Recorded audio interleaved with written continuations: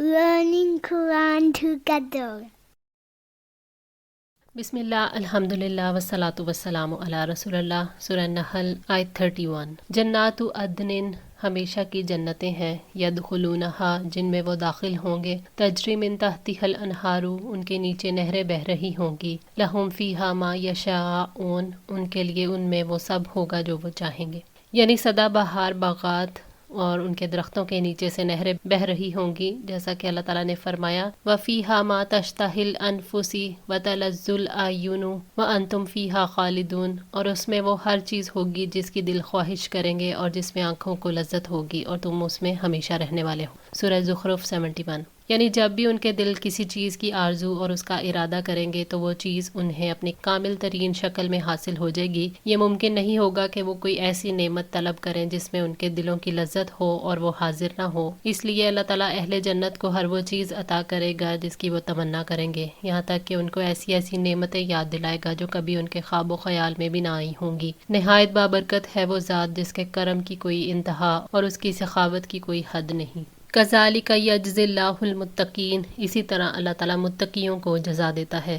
یعنی دنیا اور آخرت کا بدلہ ان لوگوں کے لیے ہے جنہوں نے دنیا میں اللہ تعالیٰ سے ڈرتے ہوئے فرائض ادا کیے اور نافرمانیوں سے رکے رہے۔ اللہ تعالیٰ نے فرمایا ان المتقین فی جنات و عیون آخذین ما آتاہم ربہم انہم کانوا قبل ذلک محسنین، یقیناً پرہیزگار باغوں اور چشموں میں ہوں گے، لینے والے ہیں جو کچھ ان کا رب انہیں دے گا، یقیناً وہ اس سے پہلے ہی نیکی کرنے والے تھے۔ سورہ زاریات آیت 15-16۔ الذین تتوفاہم الملائکۃ طیبین، جن کو فرشتے اس حال میں وفات دیتے ہیں کہ وہ پاک ہوتے ہیں، یعنی وہ لوگ جو ہمیشہ تقوی والی زندگی گزارتے ہیں، ہر نقص اور گندگی سے پاک صاف رہتے ہیں۔ جب موت کے فرشتے ان کے پاس آتے ہیں، یقولون سلام علیکم، وہ کہتے ہیں تم پر سلامتی ہو، ادخلوا الجنۃ بما کنتم تعملون، جنت میں داخل ہو جاؤ بوجہ اس کے جو عمل تم کیا کرتے تھے۔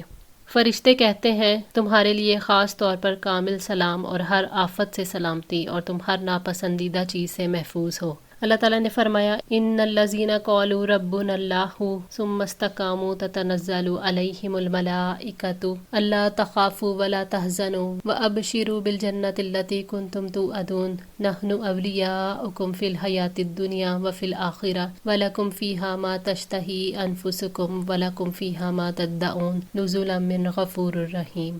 یقیناً جن لوگوں نے کہا کہ اللہ تعالیٰ ہمارا رب ہے، پھر وہ ثابت قدم رہے، ان پر فرشتے اترتے ہیں کہ نہ ڈرو اور نہ غم کرو اور اس جنت کی بشارت سے خوش ہو جاؤ جس کا تم سے وعدہ کیا جاتا ہے۔ ہم دنیا کی زندگی میں بھی تمہارے ساتھی ہیں اور آخرت میں بھی، اور تمہارے لیے وہ ہے جو تمہارے دل چاہیں گے، اور تمہارے لیے اس میں وہ کچھ ہے جو تم طلب کرو گے، بے حد بخشنے والے بے حد رحم والے کی جناب سے مہمان نوازی کے طور پر۔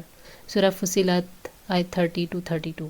حضرت عبادہ بن صامت رضی اللہ تعالیٰ عنہ سے روایت ہے کہ نبی صلی اللہ علیہ وآلہ وسلم نے فرمایا جو شخص اللہ تعالیٰ سے ملنے کو دوست رکھتا ہے اللہ تعالیٰ بھی اسے ملنے کو دوست رکھتا ہے، اور جو اللہ سے ملنے کو پسند نہیں کرتا اللہ بھی اسے ملنے کو پسند نہیں کرتا۔ حضرت عائشہ رضی اللہ تعالیٰ عنہ یا آپ کی بعض ازواج نے عرض کیا کہ مرنا تو ہم بھی پسند نہیں کرتے۔ آپ نے فرمایا کہ اللہ تعالیٰ کے ملنے سے موت مراد نہیں ہے، بلکہ بات یہ ہے کہ ایماندار آدمی کو جب موت آتی ہے تو اسے اللہ تعالیٰ کی خوشنودی اور اس کے یہاں اس کی عزت کی خوشخبری دی جاتی ہے۔ اس وقت مومن کو کوئی چیز اس سے زیادہ عزیز نہیں ہوتی جو اس کے آگے اللہ تعالیٰ سے ملاقات اور اس کی رضا اور جنت کے حصول کے لیے ہوتی ہے، اس لیے وہ اللہ تعالیٰ سے ملاقات کا خواہش مند ہو جاتا ہے اور اللہ تعالیٰ بھی اس کی ملاقات کو پسند کرتا ہے۔ صحیح بخاری 6507۔ بما کنتم تعملون، ان اعمال کے بدلے جو تم کیا کرتے تھے، یعنی اللہ تعالیٰ پر ایمان، اس کے حکم کی تعمیل کے بدلے جنت میں داخل ہو جاؤ، کیونکہ عمل ہی دراصل جنت میں داخل ہونے اور جہنم سے نجات کا سبب ہے، اور اس عمل کی توفیق اللہ تعالیٰ کی رحمت سے حاصل ہوتی ہے، نہ کہ انسانوں کی قوت اور اختیار سے، یعنی جنت تمہیں تمہارے اعمال کی وجہ سے دی جا رہی ہے۔ حل ینظرون، نہیں وہ انتظار کر رہے، الا ان تأتیہم الملائکۃ، سوائے اس کے کہ ان کے پاس فرشتے آئیں، او یأتی امر ربک، یا تیرے رب کا حکم آ جائے۔ اللہ تعالیٰ نے تنبیہ کرتے ہوئے ارشاد فرمایا کہ وہ لوگ جن کے پاس اللہ تعالیٰ کی آیات آئیں اور وہ ایمان نہیں لاتے، انہیں اللہ تعالیٰ کے پیغمبروں نے نصیحتیں کی مگر وہ نہیں مانے، کیا اب انہیں اس بات کا انتظار ہے کہ فرشتے آئیں اور انہیں موت دے دیں، یا اللہ تعالیٰ کے عذاب کا، قیامت اور حشر قائم ہونے کا انتظار ہے، کیونکہ انہوں نے ایسے اعمال کیے ہیں جو انہیں عذاب کا مستحق بنانے والے ہیں۔ کذالک فعل الذین من قبلہم، ان سے پہلے لوگوں نے بھی اسی طرح کیا تھا. وما ظلمہم اللہ، اور اللہ تعالیٰ نے ان پر ظلم نہیں کیا. ولکن کانوا انفسہم یظلمون، بلکہ وہ خود ہی اپنے اوپر ظلم کرتے تھے. یعنی ان سے پہلے پچھلی قوموں کے کفار نے بھی یہی رویہ اختیار کیا تھا. انہوں نے انبیاء کی تکذیب کی، ان کا انکار کیا، پھر وہ اس وقت تک ایمان نہیں لائے جب تک ان پر اللہ تعالیٰ کا عذاب نازل نہ ہوا. اللہ تعالیٰ نے عذاب نازل کر کے کبھی کسی پر ظلم نہیں کیا، کیونکہ اللہ تعالیٰ نے تو رسول بھیج کر اور کتابیں بھیج کر انہیں تنبیہ کر دی تھی، لیکن انہوں نے رسولوں کی بات نہیں مانی. اللہ تعالیٰ کی کتاب کو اپنے لیے ضروری خیال نہیں کیا، اپنے حال میں مست رہے اور ان کاموں کو چھوڑ دیا جن کے لیے انہیں پیدا کیا گیا تھا، اور انہوں نے اپنے لیے ہمیشہ کی رسوائی کا راستہ پسند کیا، اور اس طرح انہوں نے اپنے اوپر خود ہی ظلم کیا. فَأَصَابَهُمْ، تو پہنچی انہیں سیئات، برائیاں، ما عملوا، اس کی جو انہوں نے عمل کیے تھے. یعنی انہیں جو سزا ملی، جو برائی پہنچی، وہ ان کے اپنے اعمال کا نتیجہ تھی، ان کے کفر اور ظلم کی وجہ سے تھا. وَحَاقَ بِهِمْ، اور ان کو گھیر لیا، مَا كَانُوا بِهِ يَسْتَهْزِئُونَ، اس نے جس کا وہ مذاق اڑایا کرتے تھے. رسولوں نے جب انہیں اللہ تعالیٰ کے عذاب سے ڈرایا تو انہوں نے ان کا مذاق اڑایا، تو اللہ تعالیٰ کے عذاب نے انہیں آ کر پکڑ لیا. اللہ تعالیٰ نے فرمایا هَذِهِ النَّارُ الَّتِي كُنْتُمْ بِهَا تُكَذِّبُونَ، یہ ہے وہ آگ جس کو تم جھٹلاتے تھے. سورۃ طور آیت 14. لوگوں کے لیے ان کے اعمال کے علاوہ سزا نہیں ہوگی، سزا انسان کے اعمال کا قدرتی نتیجہ ہے. وَقَالَ الَّذِينَ أَشْرَكُوا، اور جن لوگوں نے شرک کیا انہوں نے کہا، لَوْ شَاءَ اللَّهُ، اگر اللہ تعالیٰ چاہتا، مَا عَبَدْنَا مِن دُونِهِ مِن شَيْءٍ، تو نہ ہم کسی چیز کی عبادت کرتے، نَحْنُ وَلَا آبَاؤُنَا، نہ ہی ہمارے باپ دادا اور نہ ہی ہم. یعنی اگر اللہ تعالیٰ چاہتا تو نہ ہم شرک کرتے، نہ ہمارے باپ دادا ایسا کرتے. وَلَا حَرَّمْنَا مِن دُونِهِ مِن شَيْءٍ، اور نہ ہم اس کے بغیر کسی چیز کو حرام ٹھہراتے. یعنی جو ہم نے بحیرہ، صائبہ، وسیلہ، حام وغیرہ مویشیوں کو حرام ٹھہرایا ہے، اگر اللہ تعالیٰ چاہتے تو ہم ایسا نہ کرتے. مشرک اپنے شرک اور بت پرستی پر اللہ تعالیٰ کی تقدیر سے دلیل لیتے ہیں اور کہتے ہیں کہ اگر اللہ تعالیٰ کو یہ کام ناگوار ہوتے تو وہ ہمیں توفیق ہی نہ دیتا. مگر ان کی یہ دلیل باطل ہے.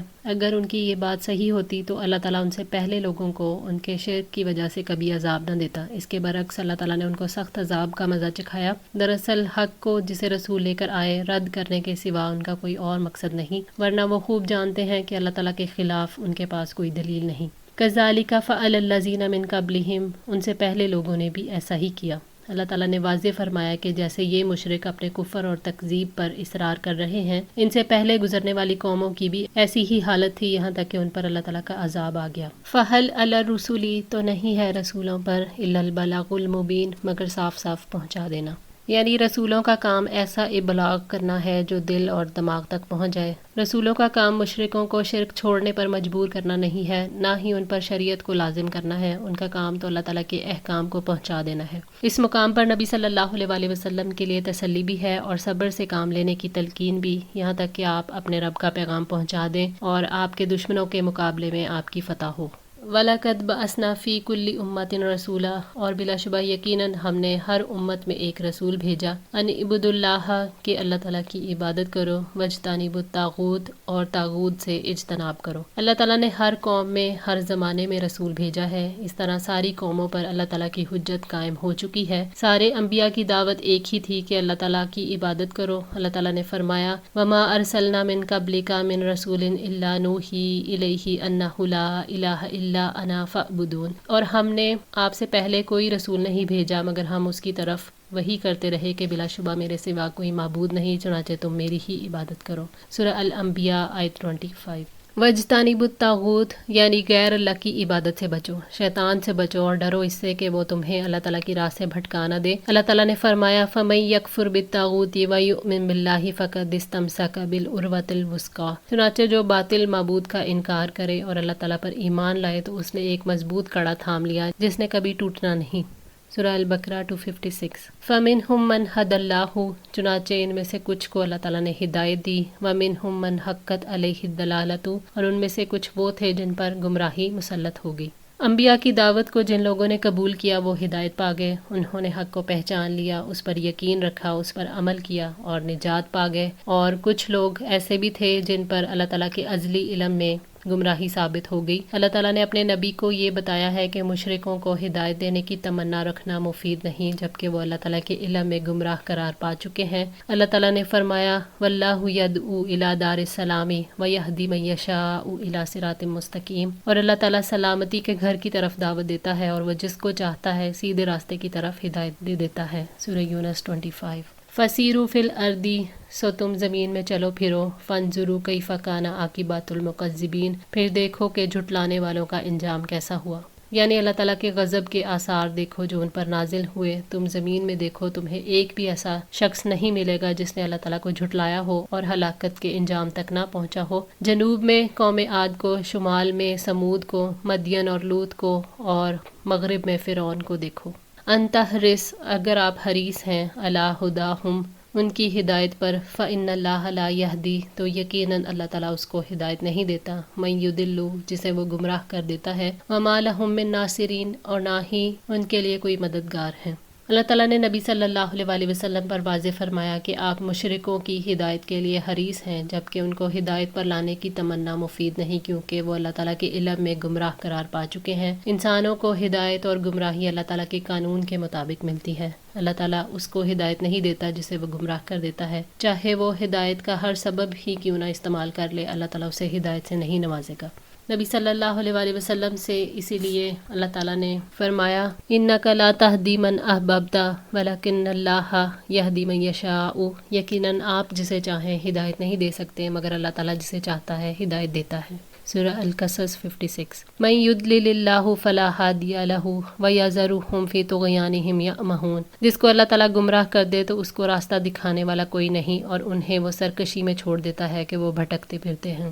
سورہ الاعراف 186۔ وما لہم من ناصرین، اور نہ ہی ان کے لیے کوئی مددگار ہیں جو اللہ تعالیٰ کے عذاب کے مقابلے میں ان کے مددگار ہوں اور انہیں عذاب سے بچا لیں۔ آج کے لیے اتنا ہی۔ دعا ہے اللہ تعالیٰ ہماری اس کوشش کو قبول فرمائے، ہماری غلطیوں کوتاہیوں کو معاف فرما کر ہماری اصلاح فرمائے۔ جزاکم اللہ خیر، والسلام علیکم ورحمۃ اللہ وبرکاتہ۔